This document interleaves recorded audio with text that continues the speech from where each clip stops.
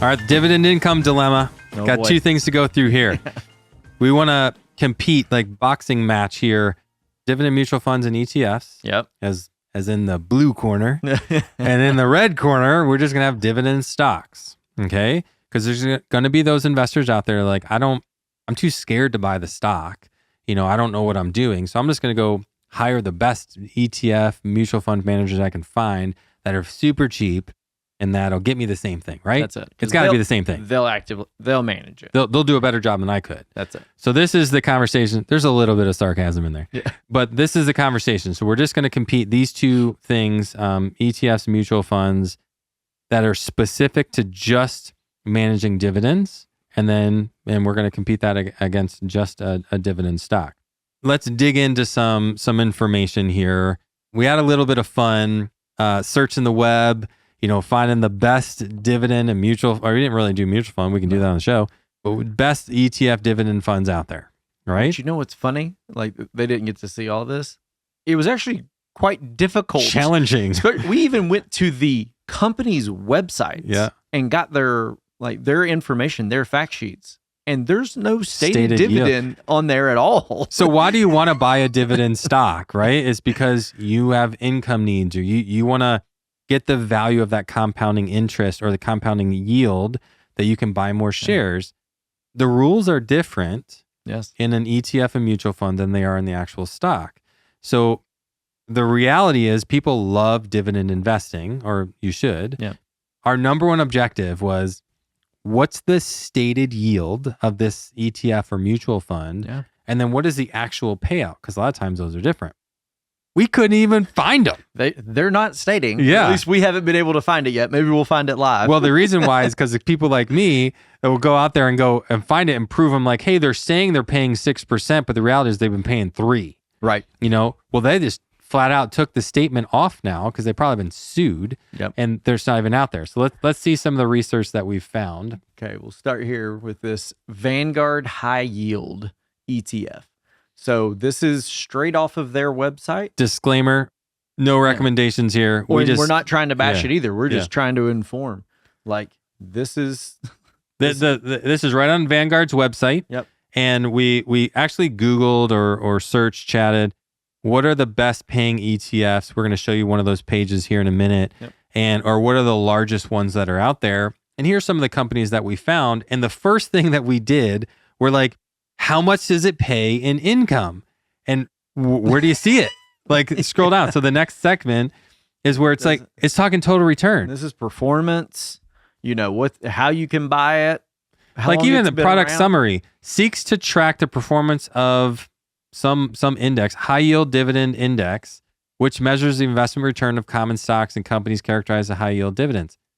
But we're not even talking about what it pays. Like the reason why I would want to buy this isn't because I want a total return. It's because I want dividend income. And it just says it's forecasted to pay above average. Dividend. What's above average? What is average? So if you scroll down, what do we got? There's nothing here on dividends. Still talking about price. Because that's what Vanguard's fee. Here's your performance and fees.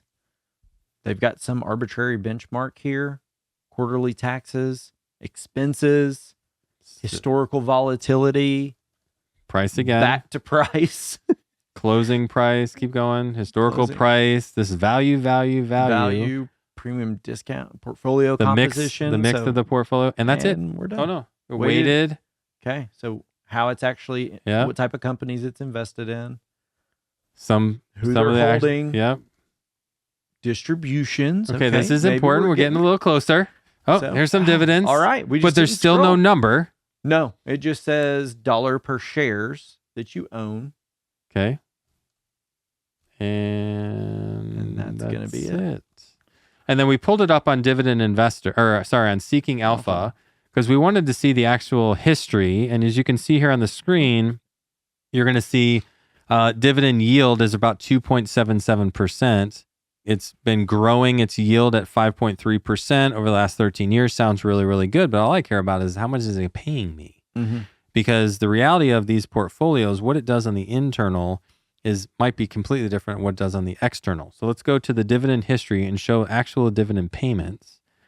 And what you're going to notice here, there's no consistency Every single quarter is a little bit different, and it's been growing its yield by an average of 5.32% a year annually for 13 years. Yeah. But that is not reflected here at all. No. This has been paying almost the same amount every single year. It's not, I wouldn't say it's a compounded growth at all. So their distribution strategy is not reflective of their internal like holdings of these positions, how many shares they have. And that's the biggest difference between owning an ETF versus owning a dividend stock outright. I would say the ETF model and mutual fund model is the big yellow bus. You're on a school field trip, with the rest of your kids in your class, and you get to go where the driver's going, you get to go with the agendas for the day, and they determine everything. And if they think it's in your best interest to detour or to not make a stop or to not pay or to not make a trade because it's better for the overall safety of the bus, then they're not going to. So when we're looking at a situation like this, they're taking the company, the performance, the portfolio, the sales metrics of how they're going to make sure they get more investor dollars in here as the top priority, as opposed to the investor. So the investor is like a limousine. It's a single position, or it's you versus the world, where you have a driver and you're going to tell them, I want to go here and I want to get paid this time. It's totally different. That's right. So it's individual versus corporate. It's you versus everybody and me versus everybody else. The ETF is doing what's best for the ETF. Yes. Not what's best for you. Yeah. So there's a big concern here. Let's go over some other ones. So we had a Schwab one. This is this is the largest ETF that we could find. It's got $61 billion in this fund. And we were scrolling down at the very, very bottom. There's fees, performance, allocations. Actually, we already missed it. Did it that small? Where was the dividend payout? I don't even think it even stated it in here. It just says an 30-year yield. A distribution year of 3.6%, and this is their prospectus fact sheet from Schwab's website. Did we pull that up on Seeking Alpha? We did pull it up here. Dividend history. You can see the payout. A lot of inconsistency once again, but if you go to their overall scorecard, 12 years of growth. It's very consistent with the yield. But, they're paying less than $1 on average. Their 5-year growth rate is 12%. 12 years they've been growing. Last 5 years is 12%. If you go to the dividend history, it's been about the same. So if I'm going to see 12% growth on average year over year for 5 years, I want my income to grow at 12% year over year for 5 years. And if we look at the history here, it's the same. Yeah, it's pretty close. We would have to really dig into the numbers. Yeah. It's minuscule at best because the numbers almost look the same all the way on out. Like 23 to 22, those numbers are very, very similar. Well, and just the inconsistency is what's so difficult. Yeah. If you're in retirement, you need consistent income, and this is just not. So I guess the point we're driving to here is what is stated on a prospectus and what is seen in reality through companies like Seeking Alpha that tell you the real history of distributions. They show you the real facts of what the portfolio might have done very, very well, where the ETF grew 20% a year or 10% a year, but you need distributions to live. And what we're seeing here is a very big disconnect between the actual dividend that's paid into the fund versus the dividend that is paid out of the fund. And the funds are on a different agenda. They're like, hey, this is what we're going to do, what we think's best for the company and this fund. That might not line up directly with somebody who owns the exact same stock, where you're not even getting close to the same distribution. The reality is you may own this ETF and you do your research and you find out, the vast majority of the companies that the ETF owns are these 30. Mm-hmm. Well, the person who goes and buys those 30 companies is probably going to outperform you. Way outperform. Because the ETF is taking all of the dividend, and it may be, let's just say 6%. Yeah. And they may say, well, we're only going to pay out 4%. Yeah. We're going to hold back that other 2%. We'll make that part of return. We got expenses that we don't have to tell you about. Yeah. Another show Yeah. about what really is going on inside of an ETF and mutual fund. But you have all those other things that are going on. So another thing that we did, click on the 7 best. We had some fun. We said, okay, let's just find out from the internet, the internet, and find out what are This is the at least best a Forbes article. Yeah. So. What are the best ETFs? Okay. So These are the best in the December. best. Yeah. Actually, right now. do you have that other one, or did you kill it? The one that was the highest paying. So we looked this up. This was the highest paying ETFs, and the first thing right out of the gate was 201%. I'm like, how? What are they doing? And we started digging into it. This is a stock. This is a company that is shorting Tesla 2 times. Twice. So it's double the risk. Whatever. Yeah. Okay. This is Bill Gates right here, because Bill Gates is shorting Tesla. What they're doing is they're shorting it, and every single month, whatever they've made, if they've made some profit, they're paying it out. This isn't even a dividend fund. No. And yet it's coming up in the list, the top performing ETF for dividend payout. Well, now, technically, sure, that's actually what we asked it, but they don't even have a dividend paying stock. No. It's one position that is highly, highly risky, and they're taking whatever they make and they're paying it out. And they've apparently have had a decent, run, but it's like a year and a half old. Correct. And that's the other thing is of the top 10 that They're are all here, brand new. They were brand new, Babies. less than a year old. And all their stock price is doing is just tanking. And so. And they're paying out principal. This is a scary proposition. And this brings up a whole nother point. You have to be very careful on how you're searching. Yes. We're financial advisors. We understand this stuff. And we're like, I've never heard of TSDD. What is that? And then it even says Tesla right in the stock. Yeah. And we didn't even catch it at first. And then we dug in. We're like, what? I was almost irritated because it doesn't even qualify for what we're trying to compete against. Correct. Yeah. And it's yet this is close. and all of these are pretty much the same type of thing, where they're non-dividend holding positions that are in the classification of a dividend ETF. Because they quote unquote pay out. But it's just stealing from return. That's all it is. Yeah. And it is a highly dangerous style of investing. Yes. Like this, a retiree or somebody that's living off of income, this is speculation at its best. I mean, you're shorting a stock, which means you're betting that the stock is going to fall. And if it goes up, you're going to lose twice as much money. Because it can go up forever. So if it goes up, you're at a 2 times loss. So now if it goes down, you're at a 2 times gain. Who knows where? So you're betting. You're literally betting, and that's how you're going to make your income. That's a crazy scenario for somebody that's looking for consistency. Let's go to the one that maybe would be a little easier to look at. This is a different one. This is an international high yield dividend fund, but it's paying 4.4. And I believe we brought this one up. So we've got it here, looking at its dividend history. So here again, it's just lack of consistency on a quarterly basis. I mean, there's no real way to plan for what if you need. scroll that down. Yep. So if you see, this is 2020, well, actually, let's go to 2022. So in 2022, it paid, 0.3% dividend in the first quarter, 1.1 in the second, 0.7 in the third, 0.6 in we'll call it 0.7. The very next year, it paid almost the same yield. The second quarter was about the same. Third quarter actually went down. Fourth quarter went up. The very next year, the beginning of 24, it did double. It went down in the second quarter and went down in the third quarter. So, or pretty close in the third quarter. Yeah. But these are the same positions that show, if you go to dividend history, go up, go to dividend scorecard.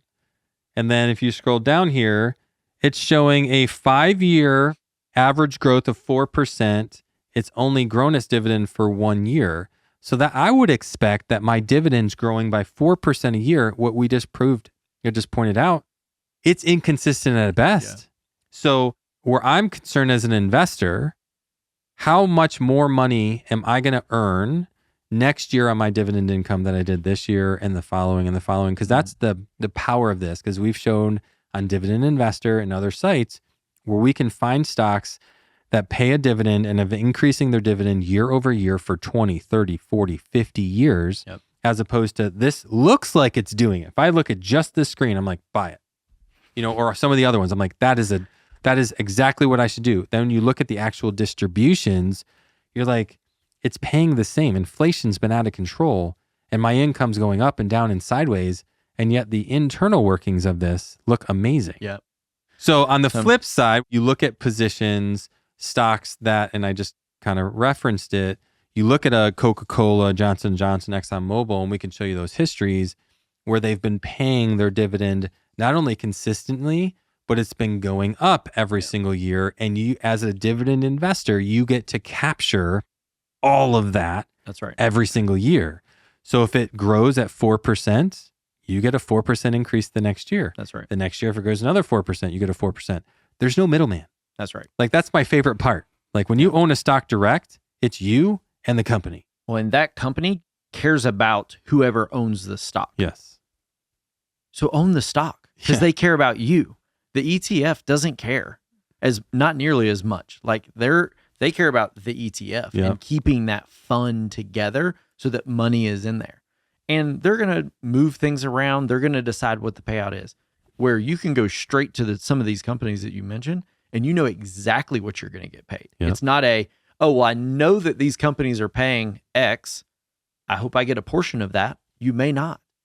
Well, the beauty here is, and as we wind this show down, why would you want somebody else managing the income of your portfolio? I mean, you just said it, like, buy the stock direct. Yes. It's not scarier. It's the same thing. You're owning the same companies. Yeah. And if you don't want to do that, go hire somebody that specializes in buying the stocks directly for you. Yep. Like, as an advisor, we only buy the stocks. Yes. I'll never go hire a mutual fund or ETF for the reasons that we just went over to help manage our portfolios, because I know we can just go find the stocks ourselves, go buy them in our client account, and they get 100% of the dividend income to pay for their future, to get reinvested, for whatever scenario we're doing it, they get 100% of all of it. Yep. Fully transparent. Sits right there in your statement. So great. So hopefully you've learned a little bit. If it sounded like we're bashing ETFs and mutual funds, we were. We don't want to. I wish they worked well. It's very difficult. There's probably some outliers that will pay out consistently of what the income is, but those are going to be the exception, not the rule. And this is why we don't use any of them. Mm-hmm. There's very few funds, if any, that we will stand behind and say, this is really, really good. Warren Buffett's fund is the only one. Berkshire Hathaway is the only one, but we only use that in very specific situations. What were you going to say? I was going to say, and I don't believe he pays a dividend, does he? He doesn't. Yeah. There's no dividend. But for clients that don't have a whole lot of money to invest, and you can't buy a bunch of stocks in the account because they don't have a whole lot of money, the Berkshire is a good place to start. Get you there. But when you're going to need dividend income, or you want that reinvestment strategy, you got to go beyond that, because he won't pay anything. The companies yourself. Yeah. So hopefully you learned a little bit today about the difference between ETFs and mutual funds that pay out dividends versus just owning directly. Obviously, this is passions of ours. We'll have other shows where we go a little bit more into the history of some of these dividend payouts, but hopefully this was enough for you to learn a little bit today.